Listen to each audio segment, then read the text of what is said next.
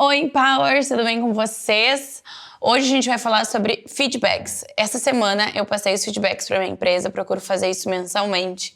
E eu quero conversar com vocês exatamente sobre isso, sobre a importância da gente ter esses momentos com a nossa equipe. Sei que muitas de vocês ainda estão construindo ainda não têm uma equipe, mas é bom que vocês já estejam cientes para construir a empresa de vocês pensando e viabilizando isso. Além do mais, que o feedback ele pode ser usado também para sócios, para fornecedores, enfim. Então, gurias, muito diferente do que muitas pessoas pensam, um feedback ele não deve ser dado somente em momentos negativos. Eles servem e muito para manter a equipe engajada. Então, sentar, alinhar os pontos. Bom, o que tu tá achando? O que tu pode melhorar? Colher os feedbacks também é super importante. Eu indico vocês trabalharem com feedbacks mensais. Há quem trabalhe com feedbacks semanais e quem faça feedbacks trimestrais, anuais. Anual eu não vejo nenhum resultado, tá? Não tem por que você sentarem com a equipe uma vez por ano, que seja então para comemorar, para fazer um final de ano, alguma coisa nesse sentido. Mas estratégias, por exemplo, semanais podem ser interessantes, mas daí eu acredito que é mais uma questão de coordenador com a sua equipe. Porque, necessariamente, vocês como gestoras, eu acho que a gente consegue ver melhor os resultados a médio prazo e não tão a curto prazo como uma semana. Então, um mês é o tempo ideal para que tu aplique, fale sobre as mudanças que tu espera no setor, fale sobre as mudanças que tu espera dentro daquele nicho, sobre os pontos bons e fortes que tu observou e depois de um mês tu volta para ver se houve alguma mudança, algum resultado positivo ou negativo.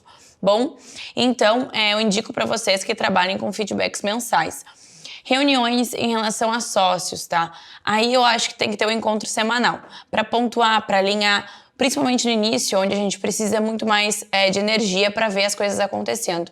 Então é legal que vocês tenham um encontro semanal para pontuar. Bom, a gente fez isso e aquilo, ainda falta essa e essa questão, vamos ver quem vai ficar responsável por isso na semana que vem, vamos ver quem fez aquela tarefa nessa semana.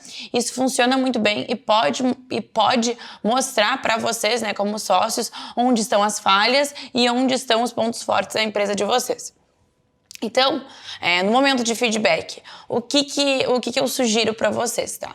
Tenham um ambiente seguro e responsável para isso. Não tem coisa mais feia do que um chefe chamar atenção na frente de todo mundo, ou, enfim, repreender ou apontar alguma questão negativa na frente de outros colaboradores, ou até chamar atenção, vocês, né, entre sócios, na frente de outras pessoas, de outros fornecedores. Então, é legal que esse ambiente de feedback seja um ambiente seguro e responsável para que isso aconteça de uma forma ética e que isso tenha resultados positivos e não negativos. Porque, claro, a gente está lidando com pessoas, RH, né?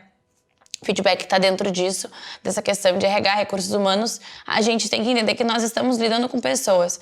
E como chefes, como líderes, eu nem gosto muito da palavra chefe, como líderes, a gente tem que extrair das pessoas o melhor. Esse é o objetivo dos líderes. E não pontuar os pontos fracos e fazer com que as pessoas se sintam menos por aquilo. Então, sentem com o funcionário um ambiente onde ele vai se sentir seguro e ali sim pontuem os pontos que necessitam. A gente vai conversar sobre isso mais adiante. Então, como eu falei com vocês, o feedback ele pode ser usado em diversas situações. Então, através de sócios, através de funcionários, fornecedores, enfim. Também é muito importante a gente saber dar e receber feedback. Porque, como eu falei, é um ambiente seguro. Então, no momento em que tu pontua alguma coisa, eu, pelo menos, essa é a minha conduta dentro da minha empresa, eu pergunto também, bom, e tu, fulaninho, o que tu acha que a gente pode melhorar na empresa para que tu sinta mais confortável aqui? Quais pontos tu sugere de melhoria? Tu teve alguma ideia para a empresa? E aí, sim, o funcionário ele vai trazer as ideias dele. Pode ser a ti como gestora, pode ser em relação à empresa, pode ser ambos. No momento em que ele te passar esse feedback, tu tem que saber escutar aquilo. Evita retrucar, evita ficar com cara de braba, evita, lógico, né, dentro de contextos normais e saudáveis, mas acolhe aquilo. Assim como tu estás dando, também é saudável que tu receba e que tu saiba melhorar dentro daquele cenário. Pelo menos é o que eu acredito e que funciona super bem nas minhas empresas. Então, no momento em que tu recebe o feedback, tu precisa praticar uma coisa chamada escuta ativa, que é uma escuta com empatia, na verdade. Nada mais é do que tu esperar a pessoa terminar a frase dela, escutar ela, e aí sim, depois daquilo, colocar em prática o que ela te propor. Lógico, se for algo que, eu tive uma ideia completamente mirabolante, sem pé nem cabeça, a pessoa vai te falar e tu vai explicar os motivos pelos quais aquilo não é aplicável. Ou tu vai falar, bom, quanto a essa ideia, eu vou pensar, vamos ver se realmente ela é plausível. E aí depois tu avalia e dá um retorno pra pessoa. Ou não, se é uma ideia ótima, tu fala, bom, show. Por exemplo, na minha reunião, há 20 dias atrás, eu sentei com o João, do atendimento noturno, e ele me deu uma ideia super legal pra noite. E aí eu falei pra ele, show, vou aplicar. Essa semana a gente aplicou, testou, validou, falei pra ele, boa, João, show, parabéns. A Fábio também do atendimento teve uma outra ideia numa reunião, uma ideia de um produto no site, aplicamos o produto, vendeu super bem. A gente senta, a gente pontua, a gente aplica e depois a gente dá o feedback pra eles de que funcionou, que foi ótimo. Então isso faz com que eles se sintam felizes, parte da empresa. E assim, falando pra vocês de uma forma muito franca, se eu não me engano, uma pesquisa que eu li, a quarta razão, a quarta razão pela qual um funcionário sai da empresa é o salário. Em primeiro lugar, tá justamente as questões de tu não se sentir evoluído dentro da empresa, tu não te sentir escutado dentro da empresa, não te sentir valorizado dentro dela. Então é muito importante que vocês façam os funcionários crescerem com essa visão de que eles fazem parte daquilo e de que efetivamente eles estão fazendo. Eles estão trabalhando lá para gerar resultados para eles e para a empresa como um todo, tá bem? Então pensem nisso antes de querer oferecer salários maiores e aumentos e achar que tudo gira em torno disso. Não é verdade, tá? Então eu vou ensinar para vocês a melhor forma de dar feedback, pelo menos a melhor forma pra mim, que é o método DEAR. O método DEAR, ele funciona da seguinte forma. D-E-A-R, tá? É em inglês, mas a gente vai aqui traduzir por letra. Então, o D, tu vai começar descrevendo os fatos reais que geraram aquele feedback. Então, bom, este ponto aconteceu.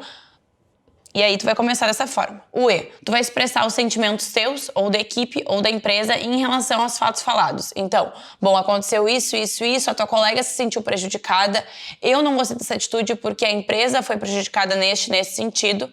Eu espero, então vem o A agora, que são as questões futuras. Eu espero que no próximo mês tu consiga alinhar esses fatos, que isso não aconteça mais por todo o dano que causou, né? Enfim, e isso vai ser muito importante para o bem comum da empresa, para que a gente consiga ter um ambiente mais confortável, etc., que é o R, que é a questão do futuro. Então, vamos lá. O D é descrever os fatos, o E é expressar os sentimentos, o A é alinhar questões futuras de expectativa e o R, tu termina reiterando a importância para ambas as partes dessa medida a ser tomada em prol do bem comum da empresa. Então, essa é a melhor forma, ao meu ver, de dar feedback. Treinem com colegas, com sócios, com familiares, para vocês começarem a aplicar. Espero que vocês tenham gostado dessa aula. Um beijo e até a próxima!